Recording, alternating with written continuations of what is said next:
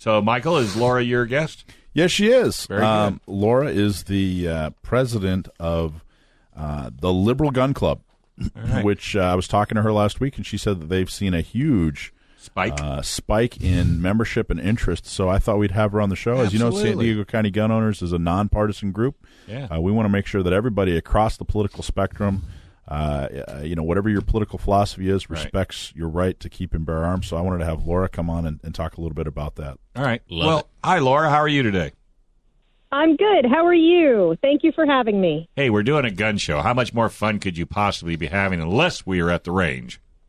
Well, true. You know, I just bought a 1886 LC Smith shotgun this week. I haven't had a chance to take out, so I might have more fun with that, but this is second best. Wow. Yeah, there you go.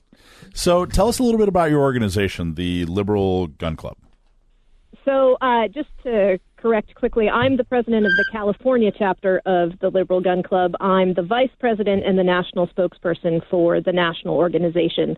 We're a national organization of liberals, not Democrats, but liberals all across the board, everything from libertarians to communists, who all respect the right to keep and bear arms. That's interesting. Now, what's the main goal and focus of the Liberal Gun Club? The main goal and focus is education. So we do quite a lot of outreach. We have training programs. We have instructor programs. We have shoots. We have get-togethers for our chapters. We have national get-togethers.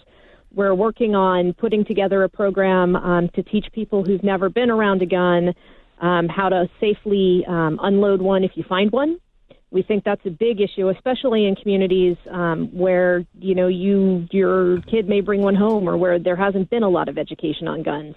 You know, that woman in Florida who fired the handgun to see if it was loaded when she found it in the fitting room with her kids. Incredibly lucky she didn't kill her child. Wow. So we want to keep stuff like that from happening. Sorry, I got to pick Dave up off the floor ever since he said the word communist. I got to help him back into his chair here. I'm thinking a communist with a gun. A communist with a gun. I don't know. Is that a good thing? I don't know.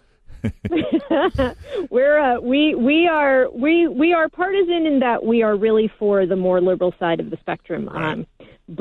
But you know, we are pretty strong Second Amendment supporters. Our kind of tagline is every single civil right for every single person. Well, I'll tell you what, let's just get it out in the open. I mean, everybody, not everybody, but many people are thinking, well, gee, how can this be possible? Because, you know, many of the gun laws, just about all the gun laws you can think of that are passed in California are championed by typically Democrats that describe themselves as being politically liberal. It's turned into a, you know, liberal versus conservative, Republican versus Democrat. How do you, talk a little bit about that, and how do you address that, and what are your thoughts on that in general? Well, I think it's better addressed as that it's a Democrat versus Republican issue. I think that this is where the liberal politicians are wrong, but I actually think supporting the Second Amendment really is a liberal position, right? That liberals should be saying, hey, you know, we support the Constitution, we support sort of, right? So it seems, at least in the political divide as we see it in this country, that conservatives are kind of more the strict constructionists and the liberals are more, no, these things develop. And this is the one issue where that seems to get flipped on its head.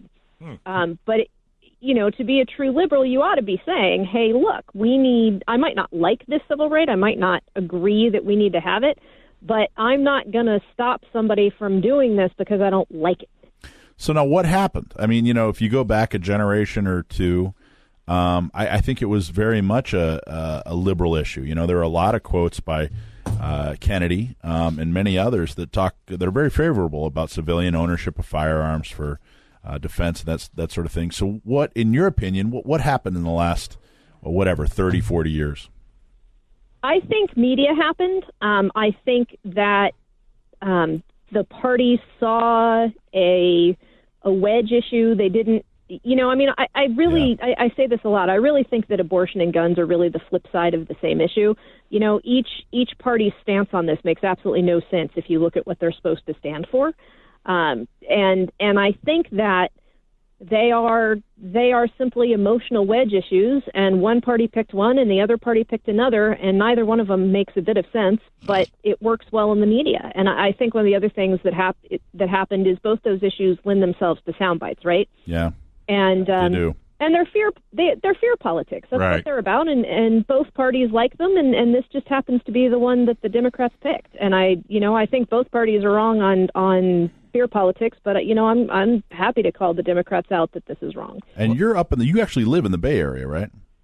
I do. I'm actually sitting in Berkeley talking to you right now. I live close to Berkeley. Are you ducking?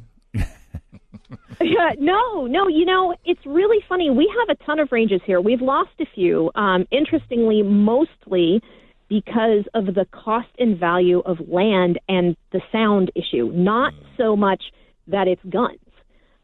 But when you go to the ranges here, you can't get a bench. You can't get a spot. Most of the gun clubs here are completely full up or getting ready to close their memberships. It's amazing. So when lots of people shoot here. When you're in a room full of liberals and you are outed as being pro Second Amendment, how does that go over? Talk just a little bit about what happens. What's that experience? That experience often is really positive. A lot of my friends are mostly fascinated that we do this, but I'm out about this. It's all over my Facebook page. I mean, I've been on national and international news. It's not like I hide this. So my friends mostly know. When people start talking about it, I talk about it a lot. I have lots of people who say, "Hey, would you take me to the range and teach me this? Like, I really want to learn it, and I'm not supposed to, and I can't tell anybody." That is the most common reaction. Wow. Occasionally I get "you're an NRA partisan hack," and to that I say, go read my blog posts and my opinions on the NRA. They don't like me very much. Like that. I get that very, very occasionally, but for the most part, I get a positive response. And I think that positive response comes from the fact that when you look at surveys even now, about 25% or more of Democratic households have a gun in them. It's not like this is really a political divide. It really is that the media makes this a political divide. Geez, what happened to journalism? All right, hey, Laura, I'm going to have to let you go, but I really thank you for calling in, and I'm sure Mike will have you on down the road because you're a bright, fresh air. We don't normally hear that, so we appreciate it. So people can go to Laura Smith at the Liberal. What's the website for the Liberal Gun Club? So our website is www.theliberalgunclub.com. You can see our forums, our blog posts, and we also have a Facebook page. All right. Well, hey, keep up the good work. Stay in touch and be safe. Thank you all for having me on. Our pleasure.